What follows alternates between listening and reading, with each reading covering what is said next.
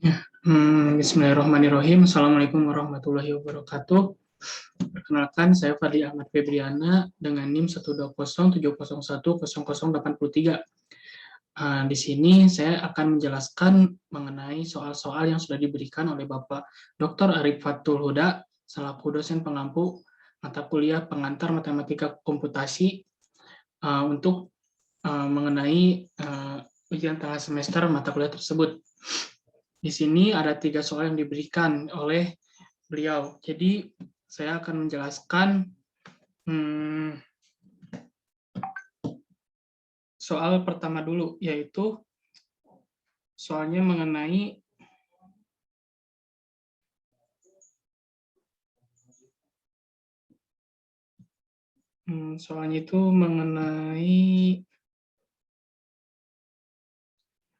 ukuran kompleksitas waktu suatu algoritma. Nah, jadi yang pertama itu adalah mengenai ukuran kompleksitas waktu suatu algoritma. Nah, sebuah algoritma itu tidak harus benar, tapi harus efisien.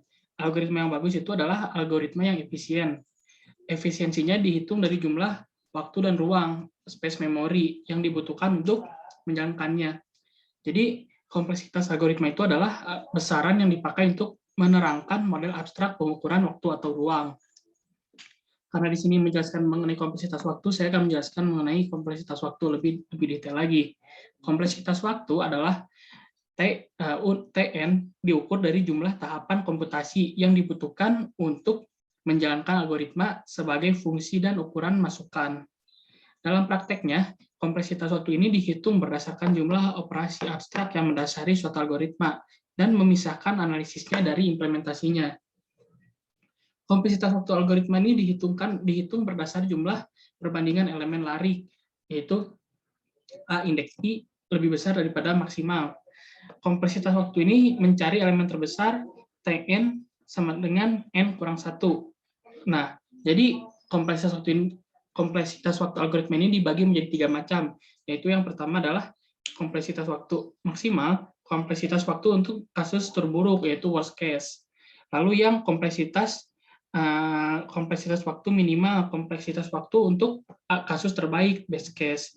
Lalu yang ketiga, yang terakhir, kompleksitas waktu average atau rata-rata. Kompleksitas waktu ini untuk menghitung kasus rata-rata atau average case. Seperti contohnya ini adalah sebuah, nah contohnya itu adalah contohnya adalah sebuah algoritma, yaitu K sama dengan 1 jika ketemu bernilai salah, while K lebih kecil sama dengan N dan tidak ketemu, yaitu jika A sama dengan K sama dengan X dan ketemu, yaitu true. Kalau ketemu true, K sama dengan K plus 1, kemudian if while-nya itu berakhir di sini, kemudian lanjut lagi, K lebih kecil sama dengan N, itu ketemu, jika ketemu lalu X ditemukan, I dx sama dengan K, else I dx sama dengan 0 tidak ditemukan, and if. Nah, itu salah satu contohnya. Contoh dari efisiensi kompleksitas waktu algoritma. Lalu ada jumlah operasi perbandingan elemen tabel, yaitu yang pertama kasus terbaik. Kasus terbaik ini yang tadi yang dijelaskan, yaitu terjadi bila A sama dengan X, yaitu kompleksitas waktu algoritmanya itu sama dengan 1. Nah, kasus terburuknya ini, jika AN sama dengan X atau X tidak ditemukan, berarti kompleksitas waktu maksimalnya itu sama dengan N. Nah, kasus rata-rata ini, jika X itu ditemukan pada posisi ke J, maka operasi perbandingan AK sama dengan X akan dieksekusi sebanyak J kali. Lalu ada ilustrasi. Ilustrasinya ini menggunakan tingkat pertumbuhan seperti ini. Nah, ini tuh merupakan salah satu ilustrasi dari kompleksitas waktu algoritma. Lalu setelah itu ada juga mengenai tingkat asimtot notasi, yaitu yang pertama adalah big O. Big O ini himpunan semua fungsi yang lebih kecil sama dengan Gn dalam hal tingkat pertumbuhannya.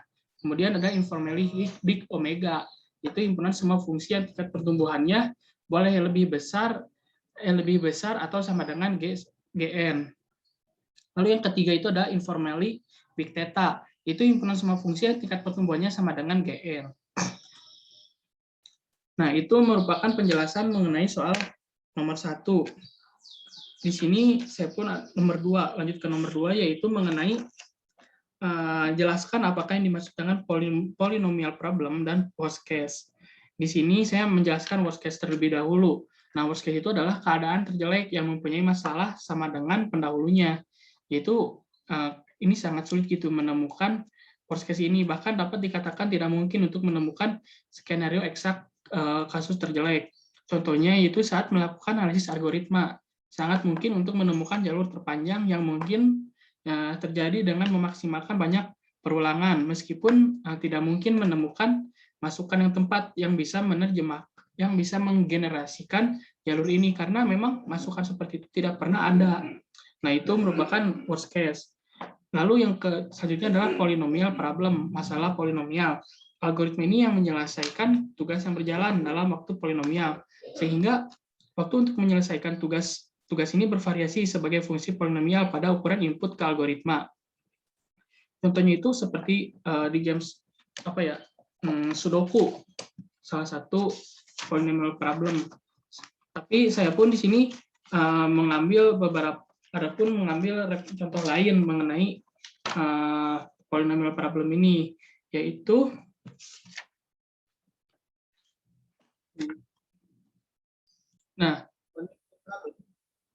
polynomial problem itu adalah himpunan semua persoalan keputusan yang dapat dipecahkan oleh algoritma dengan kebutuhan waktu polinom. Nah, semua persoalan keputusan yang didapat ini diselesaikan dalam waktu polinom adalah anggota himpunan P. Contohnya itu adalah seperti persoalan mencari sebuah nilai di dalam sebuah larik adalah itu polynomial problem. Lalu lanjut ke soal nomor 3. Soal nomor 3 ini mengenai mengukur efisiensi waktu suatu algoritma dan ada standar pengukuran berikut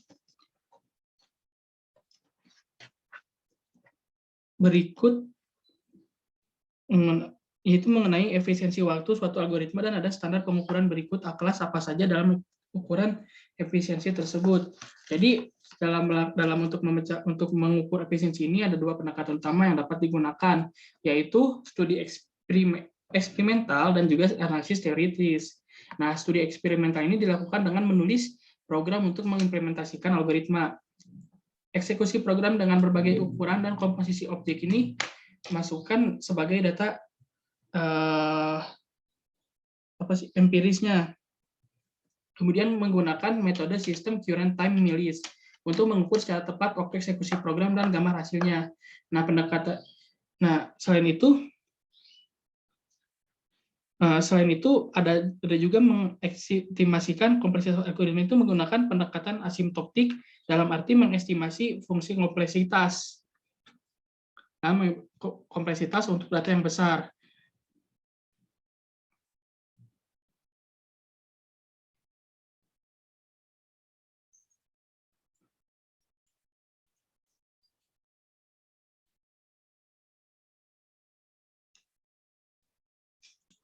Nah, selain itu ada pendekatan itu mempunyai batasan, ada 3, yaitu yang pertama itu perlu mengimplementasikan algoritma meskipun sangat sukar untuk ditulis.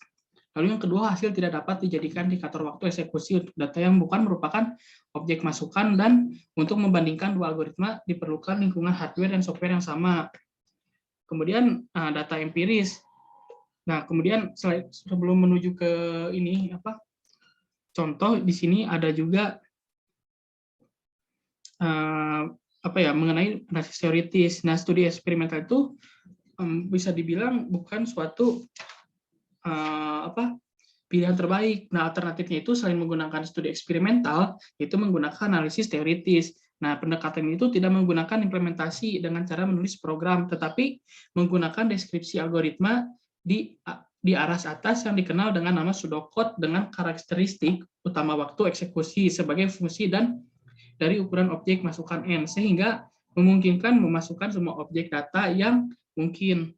Lalu pendekatan ini pun memungkinkan mengestimasi kecepatan algoritma yang tidak tergantung pada lingkungan pengembangan program seperti hardware dan software. karena algoritma ini adalah platform independen, dalam arti dapat diimplementasikan dalam sembarang program bahasa program pada sembarang komputer yang menggunakan sembarang sistem operasi. Lalu kita ke contohnya ini adalah, misalkan kita mengambil program untuk melihat array to roots dari size n. Nah, program ini diterapkan pada komputer X yang sangat cepat menggunakan algoritma pencarian linear, dan pada komputer Y yang lebih lambat dengan algoritma pencarian biner. Nah, di sini saya akan men-share contohnya. Sini share screen ya, contoh dari efisiensi algoritma. Nah, yang tadi dijelaskan ininya, nah ini di sini simulasinya. Di sini tuh apa ya? Berdasarkan data di atas itu kan, kalau bisa dilihat gitu ya, komputer ini lebih superior gitu daripada data di komputer Y itu, yaitu hanya untuk N lebih kecil 1 juta. Tapi ukuran data masukan naik secara signifikan. Nah, jadi kesimpulan akan berubah secara drastis. Komputer X ini yang mengeksekusi algoritma pencarian linear menunjukkan laju pertumbuhan yang linear waktu eksekusi program berbanding langsung dengan ukuran data masukan. Nah, tapi di sisi lain, di komputer Y ini yang mengeksekusi pencarian biner menunjukkan laju pertumbuhan yang logaritmik. Ukuran data masukan dikalikan 2 tidak akan menyebabkan waktu eksekusi menjadi 2 kali lebih lama seperti yang dialami oleh komputer X tadi. Tapi hanya menaikkan waktu eksekusi dengan tambahan suatu konstanta. Dalam contoh ini 25.000 ns. Meskipun komputer X itu jauh lebih cepat gitu dibandingkan komputer Y, tapi waktu eksekusi komputer Y ini akan lebih lambat komputer X karena laju pertumbuhan algoritmanya itu lebih lambat. Nah, mungkin sekian gitu ya mengenai pembahasan 3 soal yang tadi, yaitu mengenai yang pertama kompleksitas waktu algoritma, yang kedua itu mengenai worst case dan polynomial problem, yang ketiga ini mengenai menghitung efisiensi. Nah, mungkin sekian dari saya. Mohon maaf bila ada kekurangan dalam penyampaian atau hal apapun. Terima kasih. Wassalamualaikum warahmatullahi wabarakatuh.